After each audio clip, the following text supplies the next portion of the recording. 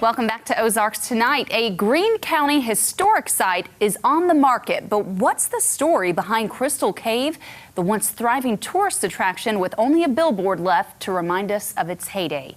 Caitlin McConnell, author of Ozarks Alive, did some digging on that. You saw that billboard leaving Springfield and it really piqued your interest. Give us some background. Where is Crystal Cave located and how was it once described? Yeah, so Crystal Cave was a place I really didn't know much about until just a few weeks ago. I was driving outside of Springfield. I noticed the sign off by the side of the road, and it reminded me that I'd always heard about the cave, but maybe it'd be something to kind of dig into. And so I started doing some reading about it and realized along the way that it's actually for sale. I didn't realize that to begin with.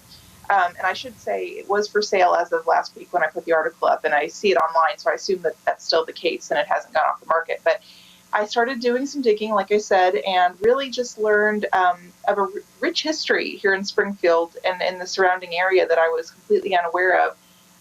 It, of course, goes back thousands of years, presumably, but in local history, it even goes back to the late 1800s when it was first kind of developed and became one of Missouri's first show caves. And you discovered some really interesting stories about how the cave came to life and was successful for more than 100 years. What can you tell us about its owners and how they came to acquire the land? Yes, so it was officially opened as a show cave by the Mann family, who acquired it in the late 1800s. They were actually from Europe. They were from England and moved here to the U.S. and eventually made their way to Springfield, where the patriarch of the family opened a furniture store. Now, it's a little bit hazy. I wish I had some more details, but somehow, he acquired the cave. They initially used it to grow things like mushrooms in it. Maybe that's a thing over in the UK. I'm not quite sure, but for whatever reason, they acquired it, eventually moved out there, and then somewhere along the way decided to open it to tourists. This was in the days when this was not commonly done. I'm not quite sure what it was that triggered their decision to do that, but for whatever reason they did, and it became very popular. The thing, it's weird to keep in perspective now is, Crystal Cave is located really pretty close to Springfield. I mean, it's maybe 10 or 15 minute drive north of the city. But back in the day when it first opened, it was like a 3-hour wagon ride, according to one article. So it was definitely what you would think of as a destination in a different sense of the word, but it still attracted lots of people. And so there were lots of accounts in those early years, especially of people having picnics and community events and different things out there. And they'd go and they'd, be on the grounds and then presumably see the cave. And it was obviously a gathering spot for a lot of different groups.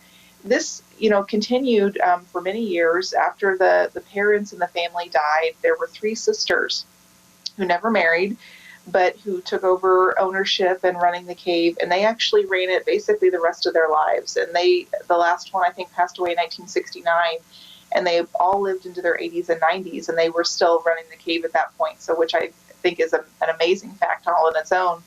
And then the progression after that was pretty interesting, too, because it actually passed to a woman here in Springfield who was not related to them by blood, but was, I guess you could say, a family friend.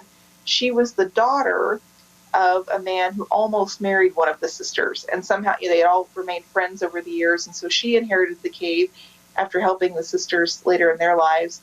And then later on, that woman sold it, or at least passed it, to her sister and brother-in-law, and those are the last operators of the cave in our modern history. But they ran it themselves for decades, and I think they're the people a lot of folks today remember, visiting the cave with, because they had it open through really just a handful of years ago. And that was Edith and Lloyd Richardson. They operated it well into their 80s, even giving tours, too. Were they also responsible for this becoming a Greene County historic site? It was under their ownership when it became a historic site, so I would think that they definitely would have had something to do with it. It, at that point, had been around and attracting visitors for, basically 100 years. I think the designation came in 1992.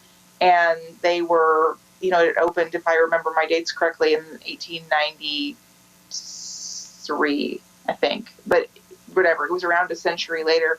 And they kind of tied it back to its role in the tourism industry here locally, which, back in the past, show caves were a huge deal. We still see that there are several around here that are open.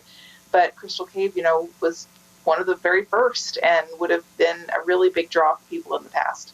Do we know why or when the cave closed?